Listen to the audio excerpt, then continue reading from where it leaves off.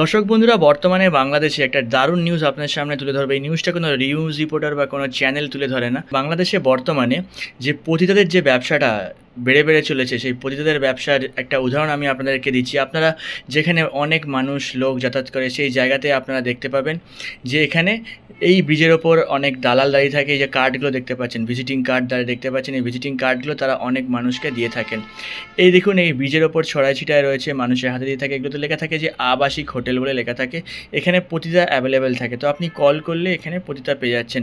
তো কী হারে দেখুন, আমি দেখাচ্ছি যে ব্রিজের ওপর কত টিকিট পড়ে রয়েছে, কত ভিজিটিং কার্ড পড়ে রয়েছে। এগুলো সমস্ত আবাসিক হোটেলের দৃশ্য এবং পতিতালয়তে এগুলো সব পতিতালয়ের অ্যাড্রেস, পাতি ঠিকানা হচ্ছে এগুলো পতিতালয়ের অ্যাড্রেস।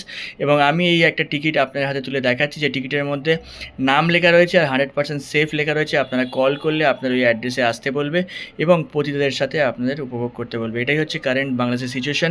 যে হারে পতিতা এবং দেহ ব্যবসা বেড়ে চলেছে, বাংলাদেশের ভবিষ্যৎ অন্ধকার।